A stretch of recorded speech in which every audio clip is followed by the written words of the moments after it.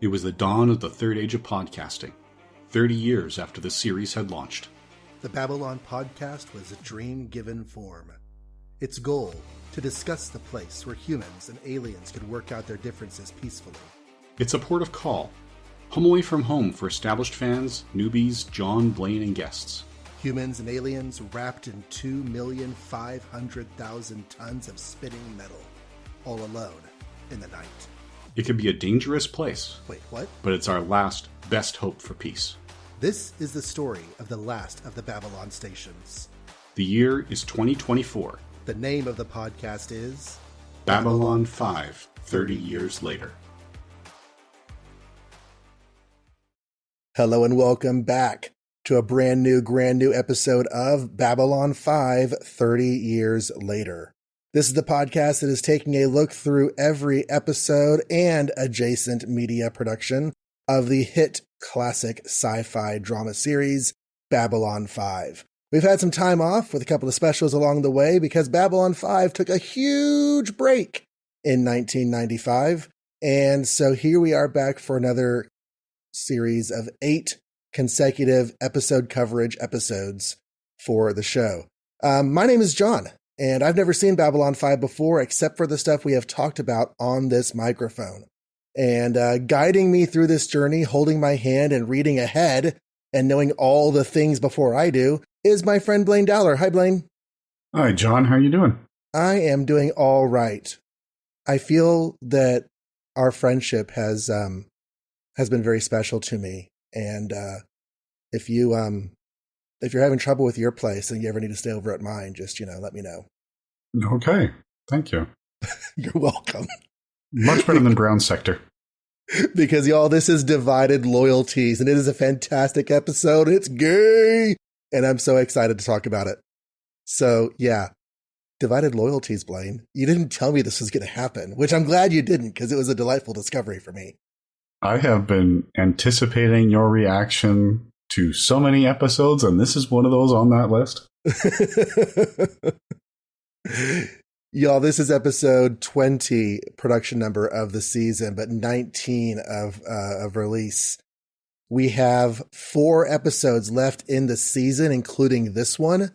But because is it P10 or Penn? What's the name of this? P10, the Prime Time Entertainment Network. Yeah, so the P10 network, because their choices are definitely choices that were made. The last 4 episodes of this season and the first 4 episodes of next season were run in a consecutive series of 8 weeks. Before we get into it, though, I just thought I'd throw out there for all the adjacent fandoms. This is the fall, and so other shows are starting their new seasons. We have just dipped into the 4th season of Star Trek Deep Space Nine and the 2nd season of Star Trek Voyager. Second season of Star Trek Voyager doesn't really have that many hallmarks to it at the beginning. There's nothing they really did to change the show much then. There's a lot more of Neelix's and Kess's relationship. Other than that, things are kind of just cruising along. But over in Deep Space Nine, war is starting to escalate, and Worf has joined the show, which they had to release from contract Avery Brooks's hair. So that is no longer appearing except on his face. So Cisco has his beard. Worf is there back in red. And to my mind, the show is finally in its final form for its last 4 seasons. I'm excited to revisit this as we go through Babylon 5. I'll be revisiting Deep Space Nine. Mm-hmm. Yeah, Deep Space Nine is still my favorite Trek, although when we are recording this, we've only got the first 20 episodes of Prodigy, just that first season. Mm-hmm. And that is a serious contender. It is the first Trek I've ever seen, whether you count it as 20 episodes or 10 hours. I think it's the only Trek that made it that long without having a bad episode.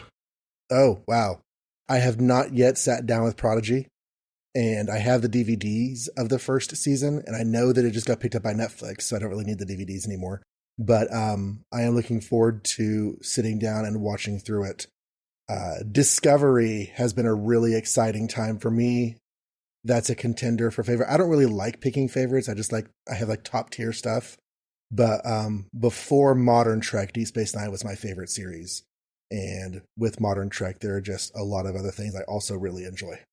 So, but this is not a Star Trek podcast. Just want to say this is where we are in the Trek land, which will continue to morph and shift as Babylon 5 goes along. Shall we dive into the episode? I just want to throw out one more comment. We're recording this in 2023, so Prodigy won't be on Netflix until Christmas Day. When you get to episode 6, do it at a time when you can give it your undivided attention, because it has lots of things that will feel like they were choices made just for you. Okay. Choices made just for me. All right. Yes, I expect you to absolutely love that episode. It is fantastic for people who know the history of the thing they're watching. Oh, okay. Good deal. All righty. So released on October 11th, 1995, Divided Loyalties was written by J. Michael Straczynski and directed by Jesus Trevino, who is, I believe, a first name for this show, right?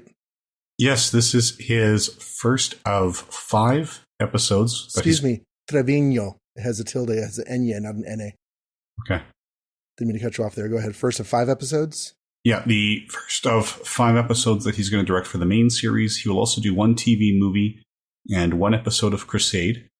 In his future, but listed earlier on IMDb, because they do things for TV as, they sort it chronologically by your last episode. Right.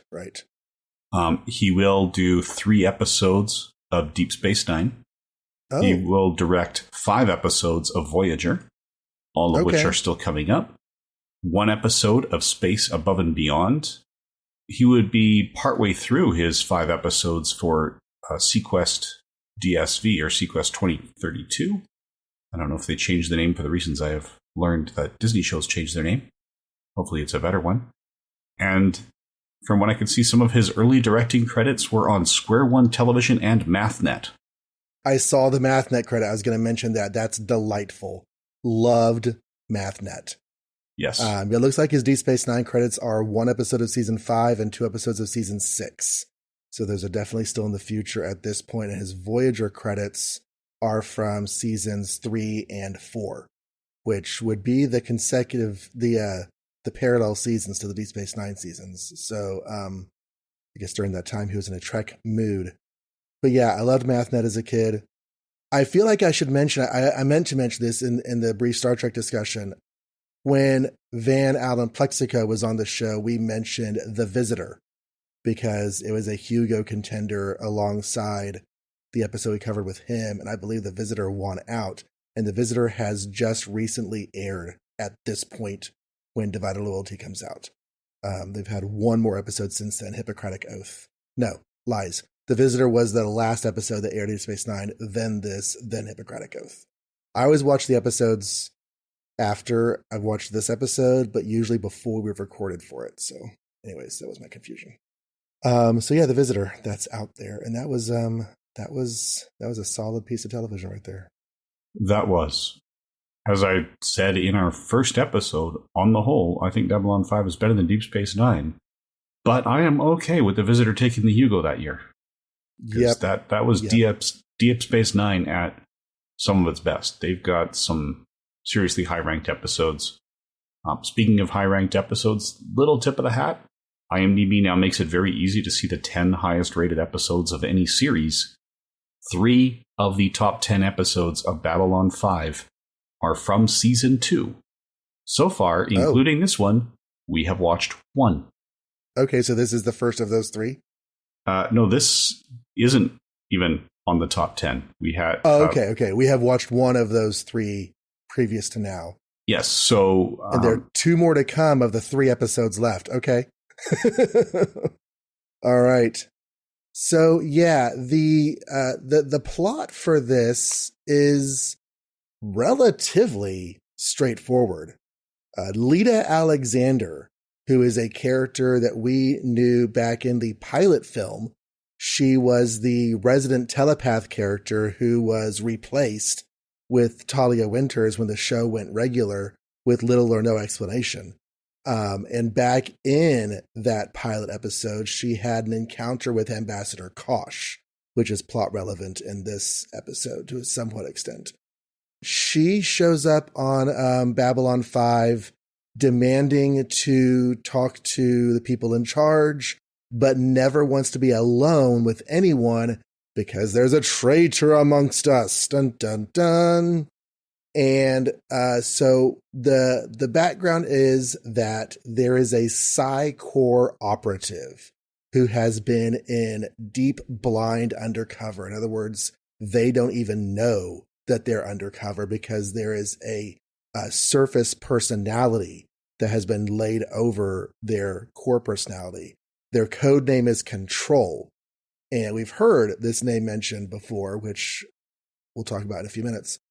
And so when everything is all said and done and ready, Psi Corps has plans to activate Control with a mental telepathic code word. And Lita Alexander knows the mental telepathic code word. So what she proposes to Captain Sheridan is that she mentally connect with every person on Babylon 5, say the code word, and see if they react. Sheridan is not super keen on this idea, but needs must, as they say, and all they can do is trust this person they don't know. Garibaldi is a little bit hesitant to trust her because right after she left the station and the doctor left the station, that was around the time that Sinclair was accused of murder and his career, and there were some after effects of that we never actually saw on screen. So he doesn't really like this idea. Ivanova is super against it. Now, we, of course, have seen her being opposed to telepaths in general in the past. Turns out there's more to this than meets the eye. So they start the process of bringing in officer after officer, crewman after crewman, for made-up reasons. Zach Allen comes in. A whole bunch of, probably, I'm guessing these are just extras who've been on the show off and on over the course of filming, or maybe they were just brought in for today. I don't know. They all come in for like a 5-minute or even 30-second conversation with the captain. And Alexander stands in the background and gives Sheridan the nod, or rather the shake of the head that they're not the one, every time she says the password mentally to their brains. And they go through all the people. Ivanova does not want to be scanned. Lita Alexander thinks this is highly sus, but Ivanova has a conversation with Sheridan, where we learn that her mother had, of course, had telepathic abilities. And whenever Ivanova was growing up and her mother was wrestling with those abilities because she was taking the treatments to suppress them, sometimes, her telepathic connections would still, manifest.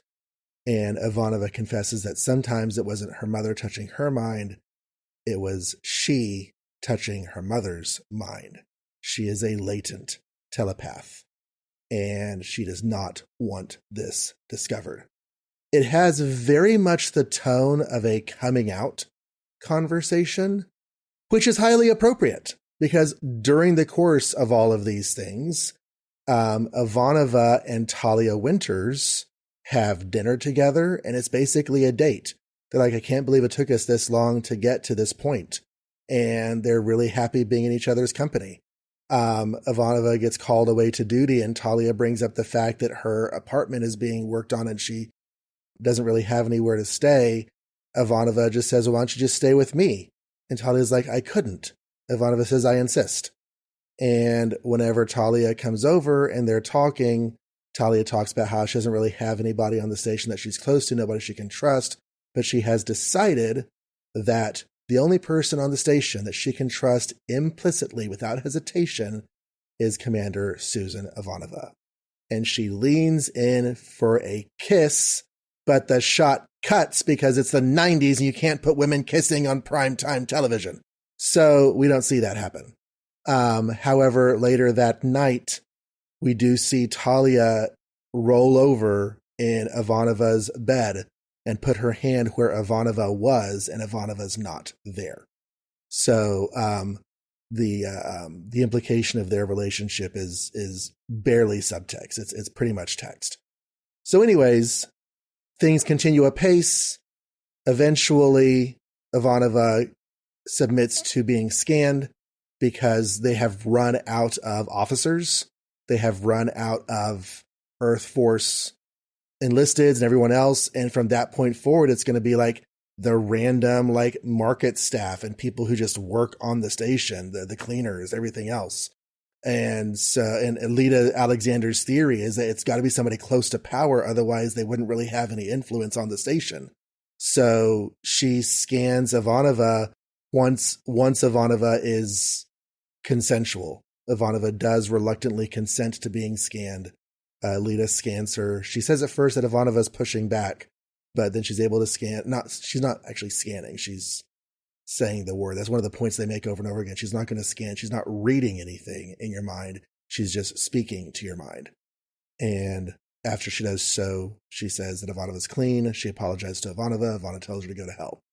Right at that point, Talia Winters walks in the room just to say hi or say something random. And so since Lita hasn't scanned her yet and she's just there and handy, Lita makes her connection with Talia, and Talia starts to collapse. She groans and she gets pissed because she realizes her core personality realizes that her cover has been blown. She tries to shoot and kill Lita Alexander, but Garibaldi is faster and gets the gun out of her hand. And yeah, Talia Winters is control. Talia Winters has been a blind Psy-Corps operative since the beginning. And so, yeah, there are concerns that she is going to tell whatever secrets she knows whenever she goes back to Psy-Corps. There's not a whole lot they can do about it. They mention specifically the Underground Network and Franklin's involvement in it, but they can't really stop her. Garibaldi thinks about the fact that she's had some connections with Ambassador Kosh, but we don't really see what comes of that. We do, however, see Talia and Susan back in Susan's quarters. Talia is packing her things, and Susan shows up and tries to talk to Talia as if the Talia that she had a relationship with was a part of the personality. But no, that Talia that Susan was connected, I don't want to say in love with, because we don't have that much of a knowledge of their relationship, at least deeply connected to, that personality just simply doesn't exist anymore. And Talia that does exist gets rather cruel and mocking, saying that she basically played Susan Ivanova's feelings like a fiddle. So Susan gets very stony and hateful in her eyes, and she's like, "You're right, the Talia I knew is dead," and she walks out. So Lita Alexander, before she leaves, she does go talk to Kosh and says, "I didn't tell them anything. All I wanted to tell you is I remember our connection. I can still hear your voice singing in my head," or something like that. "And I just wanted to see you once more before I left." And whatever connection they have, which we'll talk about in a minute, Kosh opens up his containment suit and talks to them. Now, a couple things I forgot to mention. One is that the way this all started is we opened the episode on Mars, which I believe is our first time to actually go to Mars on screen. We've been to Mars in the comics. We've talked about Mars on the news on screen, but I don't think we've actually had a scene on Mars in the show. There is a man being pursued, and he's running through like maybe sewers or underground tunnel or something. He finds his boyfriend and gives him a data crystal and says, "Get this to Babylon 5. They need to know that there's a traitor." And so that's kind of what launched everything off in the beginning. Also, there is a subplot, not even really as strongly enough to call it a B plot, but just like a couple of scenes of the growing relationship between Captain Sheridan and Ambassador Delenn. The opening cold open has a very friendly conversation between them where they're just talking about the news and reading the paper. And it's just a completely non-plot related character conversation. And then later on in the episode, there's another conversation they have where Sheridan's kind of unloading some of his feelings about everything that's going on. And we see a shot of Delenn placing her hand over Sheridan's in comfort. So they're growing closer, and it is super cute. So we have boyfriends on Mars. We have Sheridan and Delenn. We have girlfriends in the telepaths.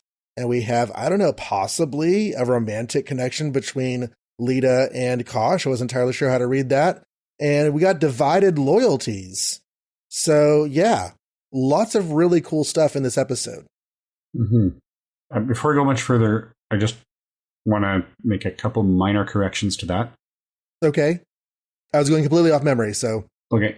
One of them is that the mechanics of this personality that's embedded, that's not the original personality that came out.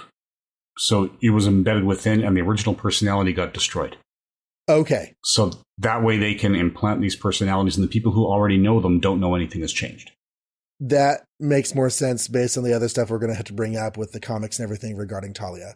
And yeah, they did say that. They implant a personality that lets the old one coexist for a while, but does eventually completely replace it.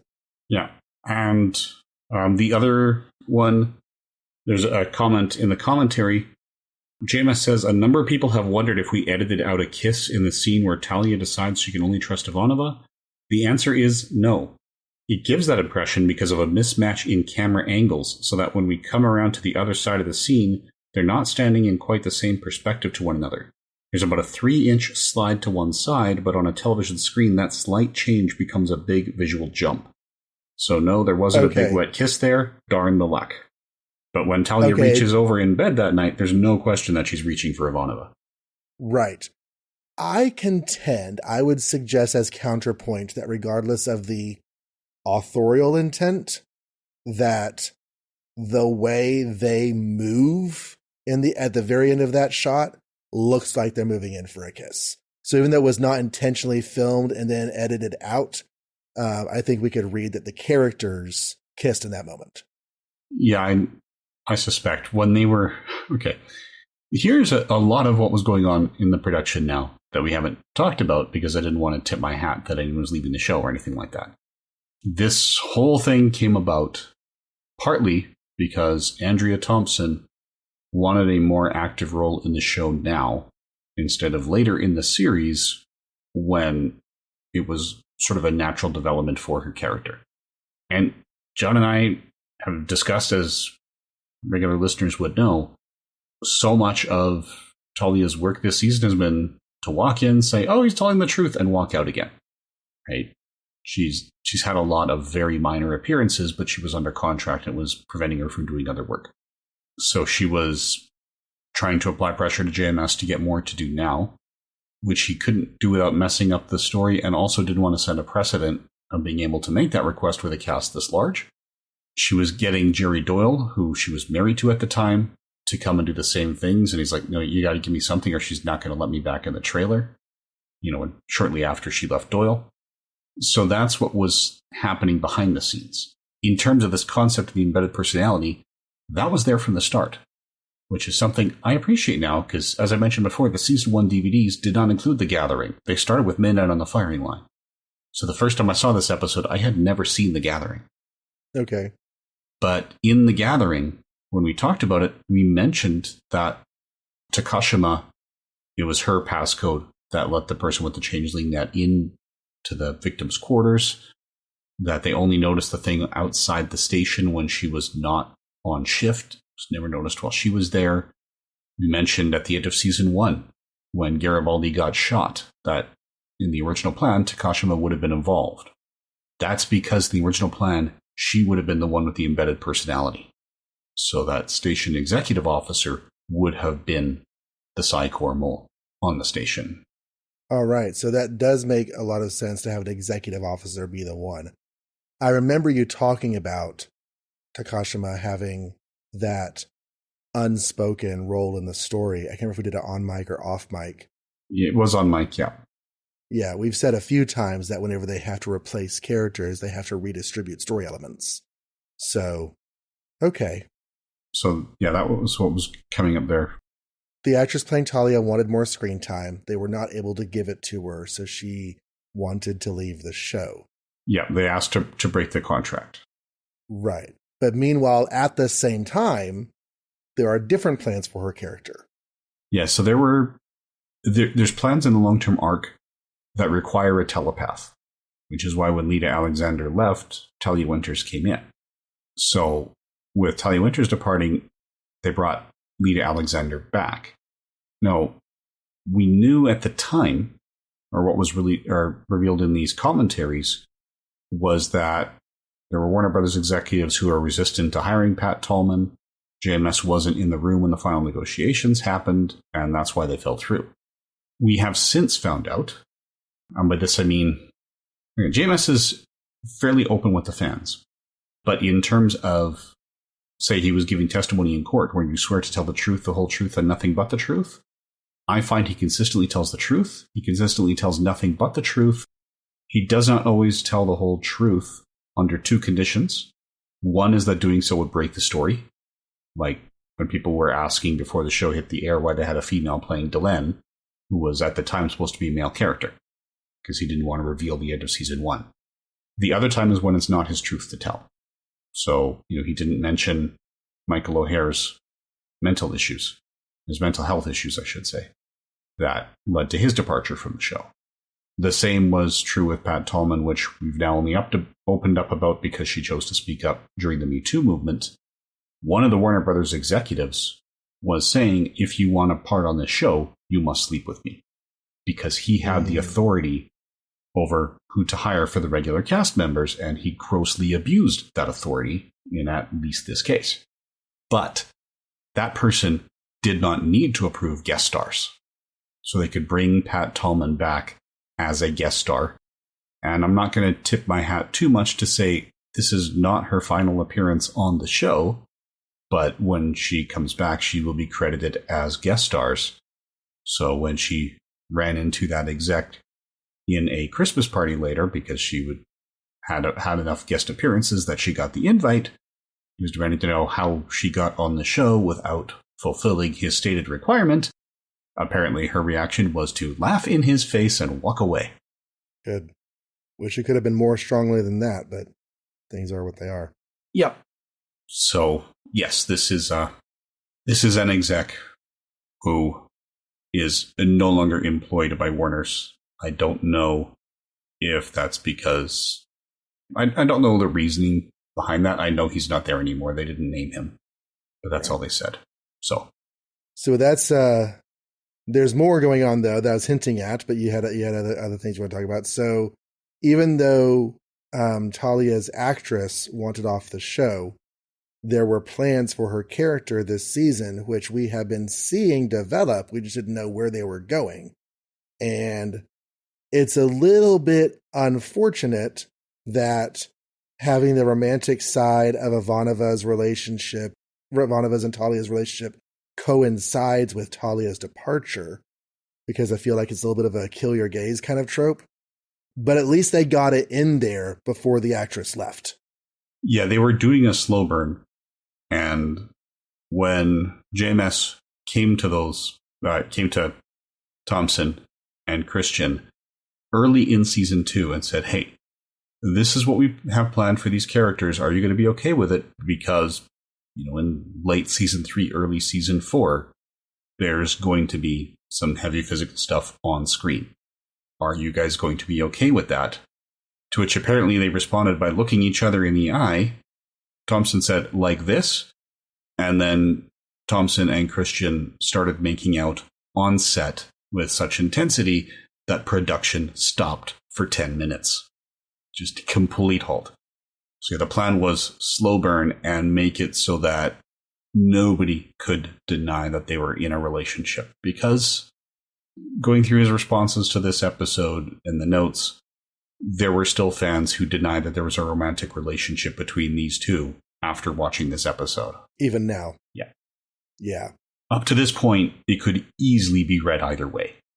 Honestly, I didn't expect it to be going that way, because this is only 1995. I just didn't expect that kind of storytelling to happen. So looking back, I can think about how, yes, this was definitely building a romantic relationship, or at least building a close relationship that could easily go romantic. I just didn't expect it to. But This episode, I mean, there's no denying it. If you can watch original series Star Trek and understand that Captain Kirk slept with a couple of the women on that show, then you can watch this and understand that Ivanova and Talia Winters were close. It's that clearly barely subtext. Yeah, if you were, even in the first half of this season, people could read a relationship between these two, but it would have about as much support as the people who put a romantic relationship between Kirk and Spock. Yeah, it's shipping at that point. Yeah.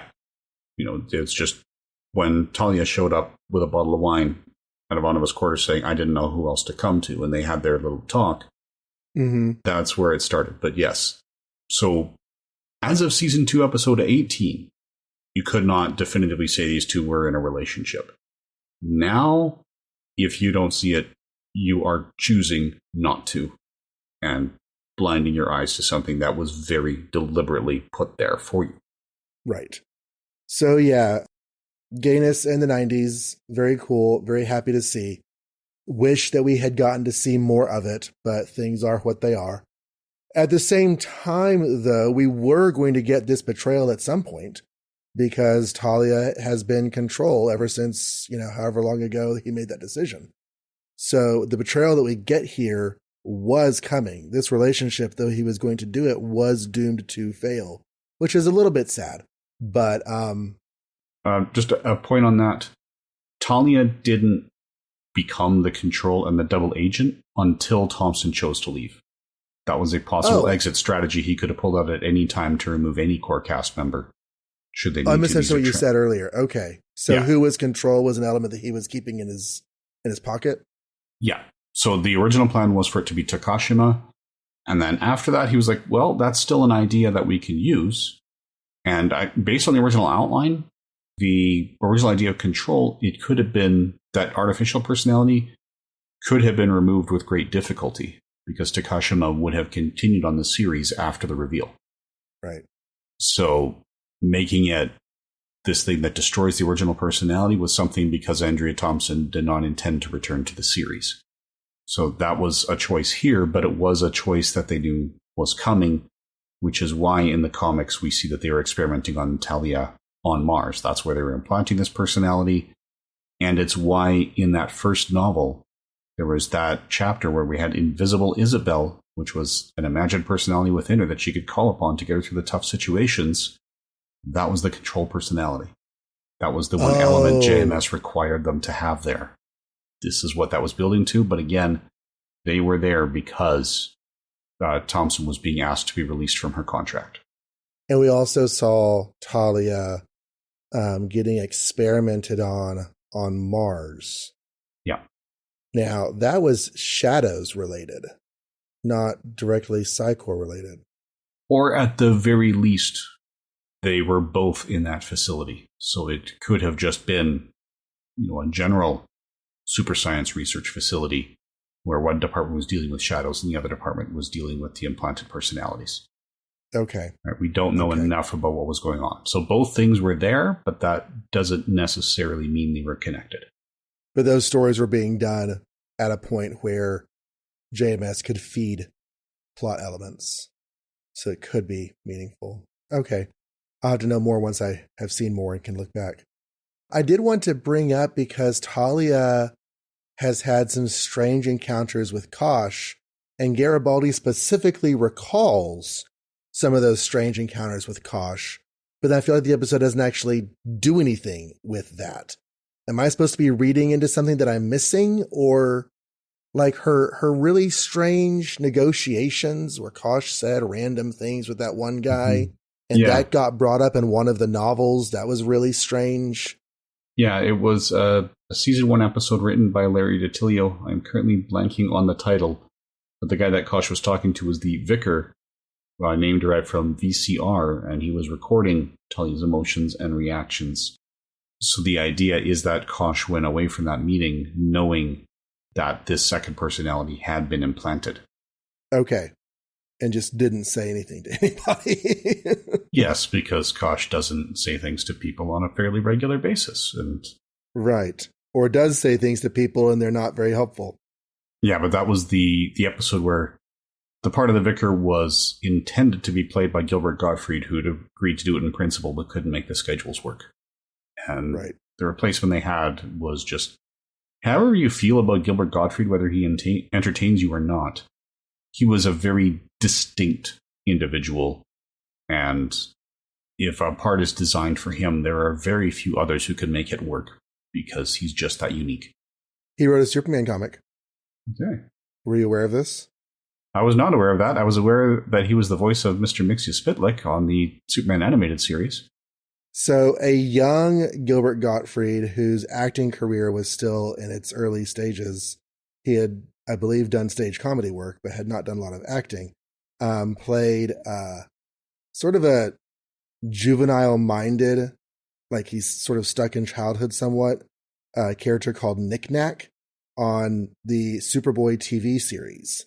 And in the tie-in comic that show got, he wrote a Knick Knack focused origin of Knick Knack issue. And he basically wrote the comic, and you can read it, and it's very much in Gilbert Gottfried's voice throughout. You can hear him the entire time because he wrote the words. But anyways, Gilbert Gottfried wrote for Superman was one of those things that I did not expect to learn as I've been going through my Superman read through. Okay. You know, I must admit, probably one of my favorite Gilbert Gottfried roles was when Clerks the Animated Series was on, and they had an episode where Patrick Swayze was running the pet shop at the end of the building in that little strip from the convenience store, and Patrick Swayze's agent turned it down on his behalf, saying, no, this implies his career is over, which is kind of the mindset that Kevin Smith had when he wrote it, because he thought it was.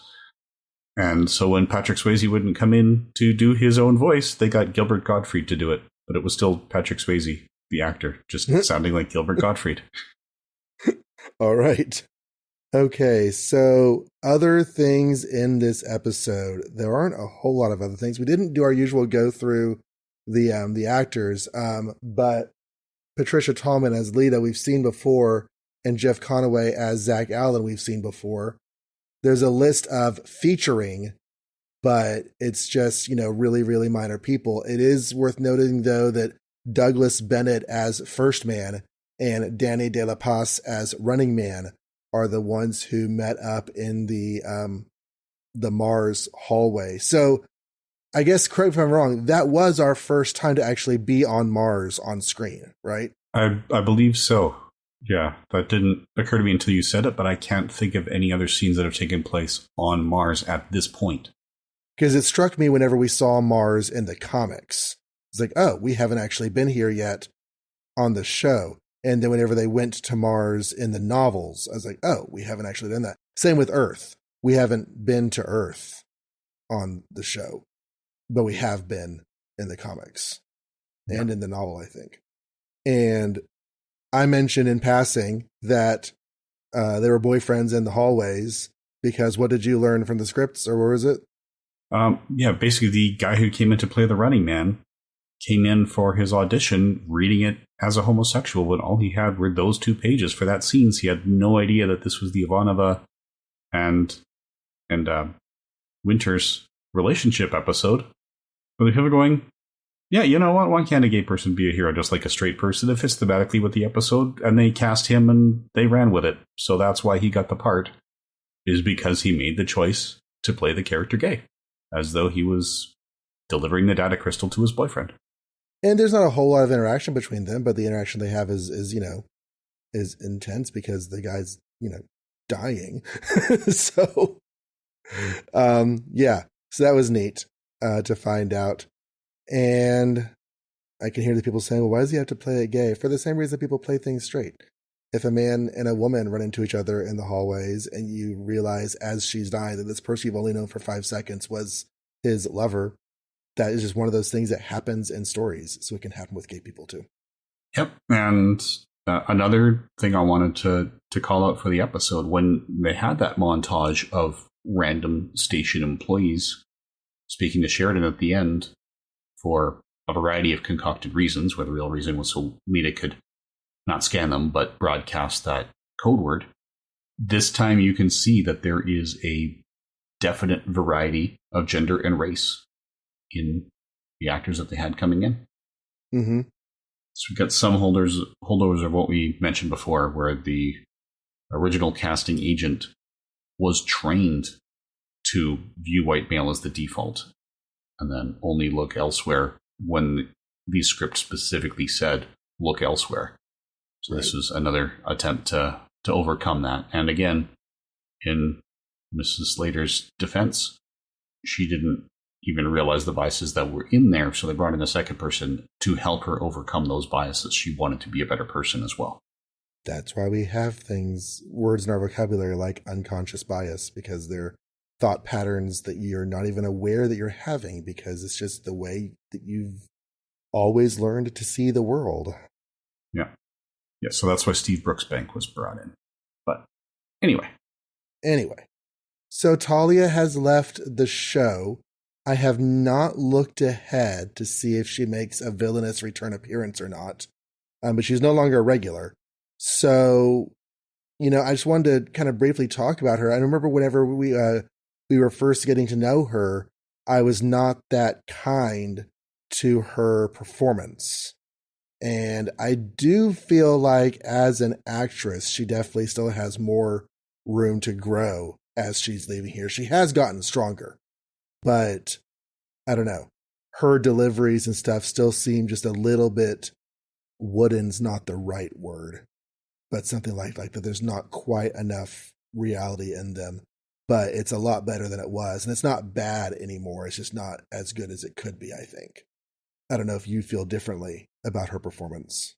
You know what? It's not to draw too many Star Trek parallels, but it does remind me of the Robert Beltran criticisms on Voyager.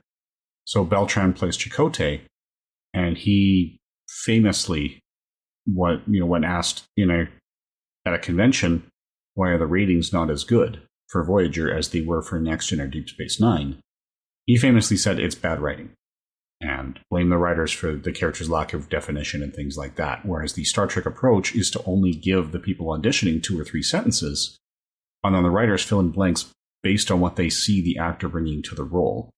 Whereas Beltran's attitude was his job was to just bring the words to life and let the writers do all that background work, so he doesn't end up doing something that's in conflict with what they're planning. Apparently, the expectations on the 2 sides were not well communicated, so the writers kept looking for him to bring something to the role and not finding anything. And I'm wondering if that's part of the issue with Winter's or Thompson's performance, because I found the same thing. There doesn't seem to be a lot of depth. She doesn't always seem like she's playing a fully realized person. Her role is just the job. Mm-hmm. So I know a lot of actors will write a backstory for the characters if it's not provided, just to have that running commentary and make the acting more naturalistic.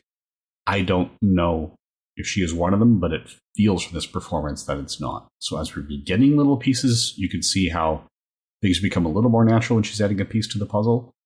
But we still didn't know enough of her background. Maybe that was the issue. So again, I'm speculating on the reasons, but I agree that she didn't sort of bring that character to life in ways that the rest of the cast have. Right.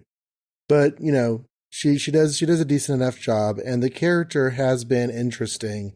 I feel like, and this is reinforced knowing that making her the control was a result of her departure rather than a choice for the character. I feel like they were doing things with her that had promise that are now going to die on the vine. The stuff with, was it Ironheart or?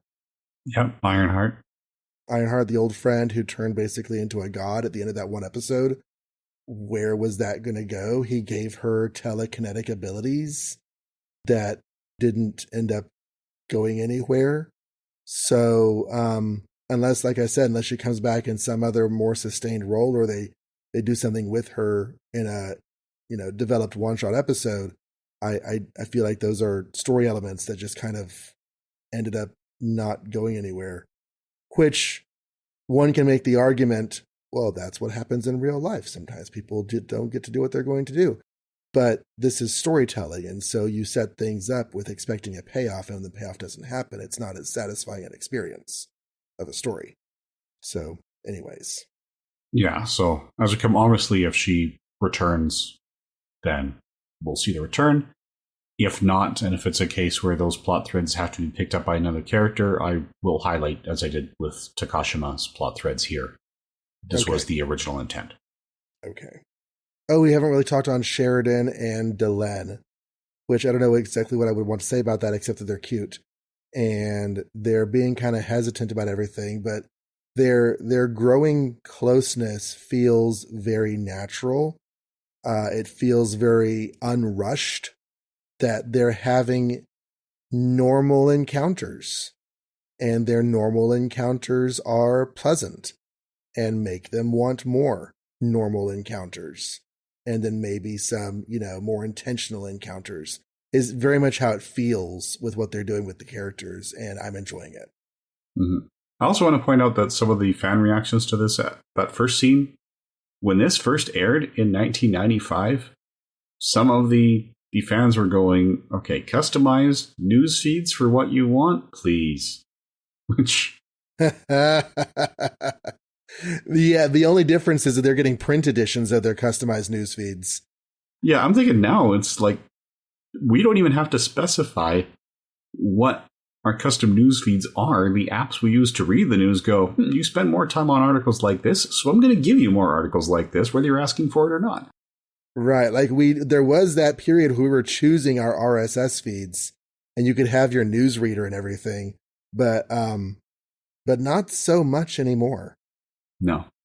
I don't know if newsreaders and RSS stuff is even a thing anymore. I learned about it just as that particular use of the technology was actually phasing out.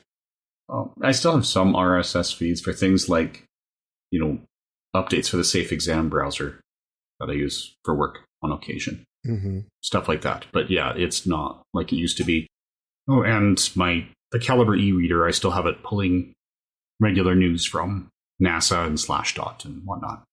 The biggest use for RSS that I can think of now is podcast lists.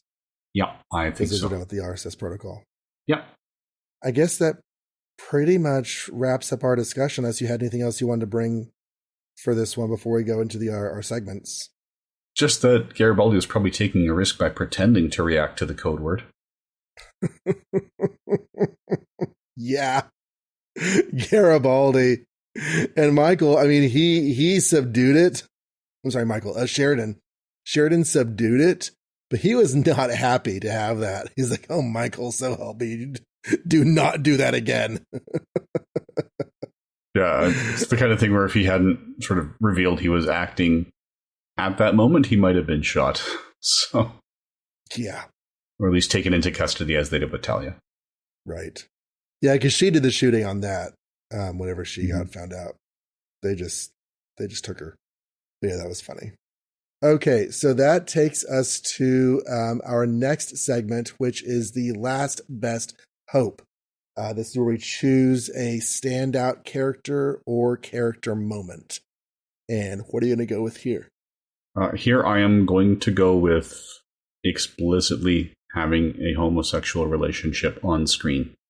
Mm-hmm. Right? This was not the first on television, but it was one of the first, and can't think of earlier ones in science fiction.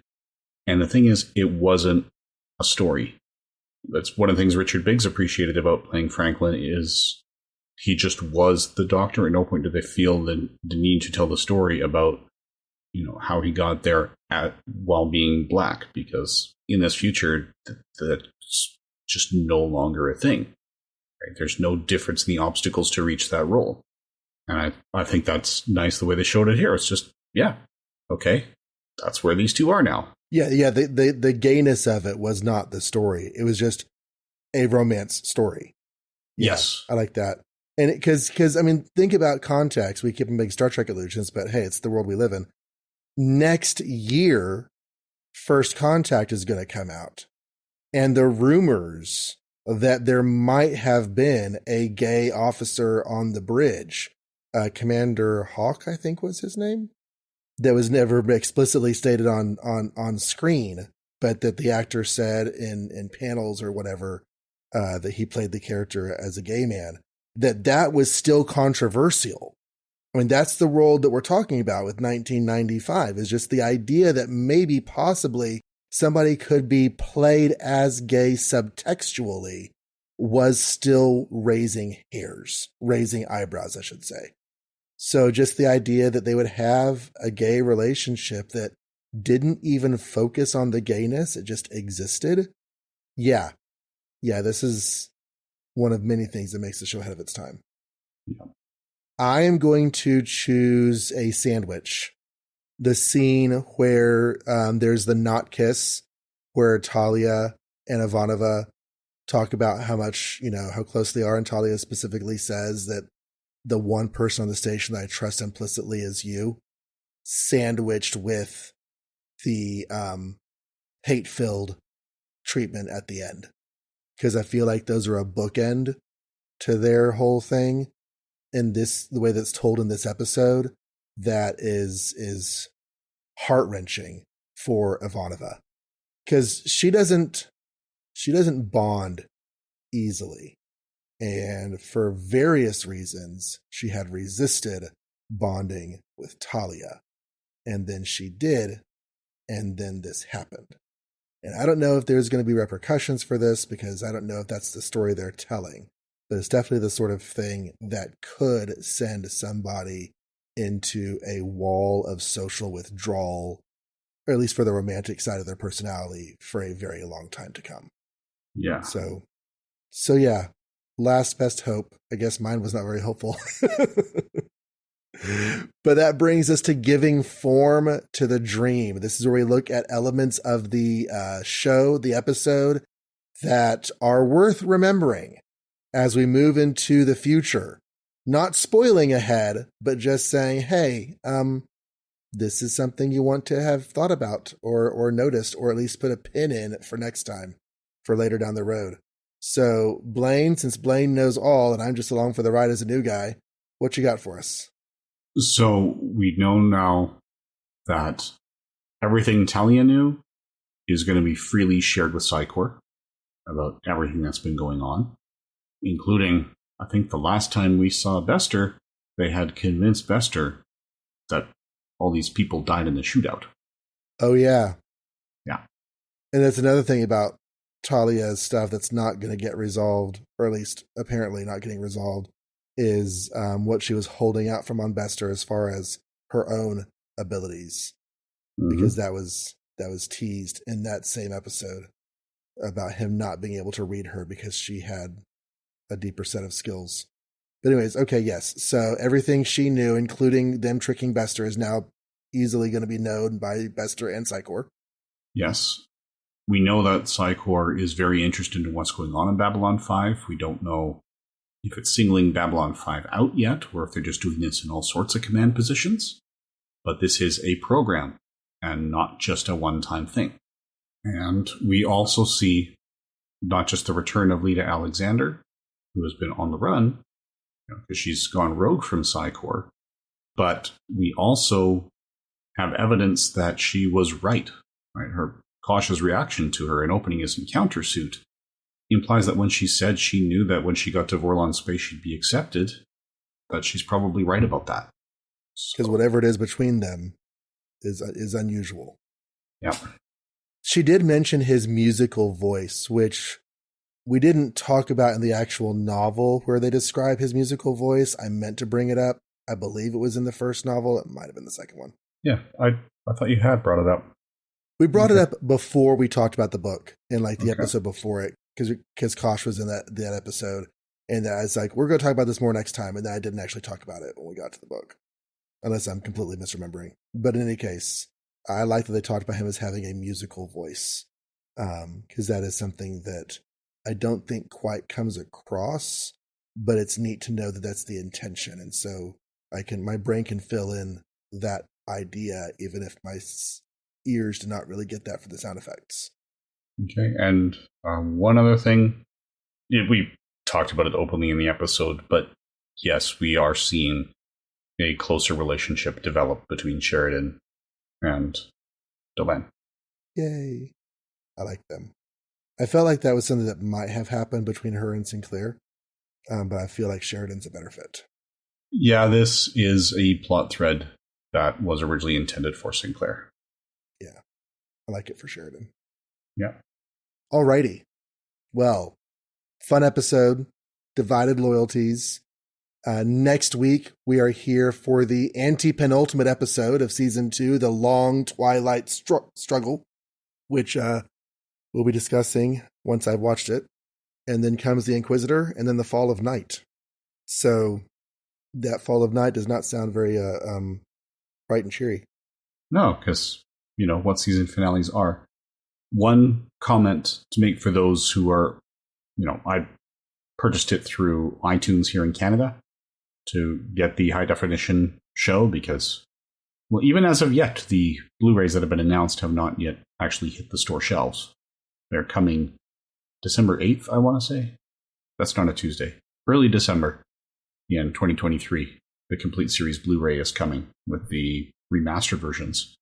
You should be aware that for some reason iTunes wanted to autoplay Comes the Inquisitor first before the Long Twilight Struggle. I haven't always mentioned it in the past, and I should, because there's times if you just let it autoplay the next, it's doing them in a different order than we're doing. And I'm not sure why. So just be aware if you're watching on iTunes, it might try to send you to episode 21 before episode 20. There have been occasions where the order was out of order on Amazon Prime Video as well. So I had to manually choose to watch another order. And when that has happened, I have assumed it was because of production versus air date, but I have not actually verified that on very many occasions. But anyways, alrighty. So do be here for that next week. Of these 3 episodes coming out in the next 3 weeks, 2 of them are the top. 2 of the, are in the tops for the entire show. It popped back into my brain, then it popped back out again. Something about the finale, Fall of Night. Yes. Okay. So the opening narration for this entire season has been, this is the year that the Great War comes upon us all. In the first season, we wanted to avoid war ever breaking out again. The second season is, this is the year that war breaks out. So we have 3 more episodes, because as we pointed out previously, the skirmish, the conflict between the Centauri and the Narns is not the Great War that Sheridan is talking about. So we will have to see how that comes about with the next 3 episodes. Excited for that. All right. Anything else before we start talking about feedback? No, I think that covers it. Okay. Well, you should tell us if that covers it and what else you might have to say about lesbians in the outspace. That was angels in the outfield, but didn't quite work. And what you thought of this episode and Talia and her departure and the future for Susan Ivanova, everything else. So how can they get in touch with us, Blaine? The easiest way is to send us a carrier pigeon. No, the easiest way is to email Babylon5 30 years later at gmail.com. You may use either numbers or numerals, or the numerals or the words for the numbers. As long as you spell it all correctly, it'll get to us. And carrier pigeons are not the easiest way, only because the carrier pigeon network has broken down ever since the 1500s. So it's not one of those things that is really used as much anymore. Kind of like, 8 tracks. You can have the player and you can have the music, but continuing down that road is not going to be very successful for you. You can also leave comments at the website. There are 2 websites where this show is posted each episode. And the first of those is my podcast site for all of my shows that I do, which is johnreadscomics.com. And there is no H in, I was literally going to say there is no H in shows, but there is. So, yeah. Anyways. I keep being tempted to say there is no H in the Gmail address for the show, but I realize there is if you're using the letters for the word 30. Right? Yes. There is also no H in Bureau42.com, which is where all of my podcasts can be found, as well as a few others hosted by the site that I have nothing to do with anymore. And the reviews. We love reviews. We read reviews in our podcast, in our feedback episodes. So we check Apple Podcasts as a matter of course. If you'd like to review us somewhere else and would like us to read it on the air, we would love to do so. Just let us know somehow, some way that the review is out there. We'll go find it and we'll thank you for it on the air. Yes, and you can also post comments on the YouTube feed that we have for this podcast if this is where you choose to listen. Just leave the comments there. Depending on the phrasing, they might be suspended for approval. They might be automatically posted.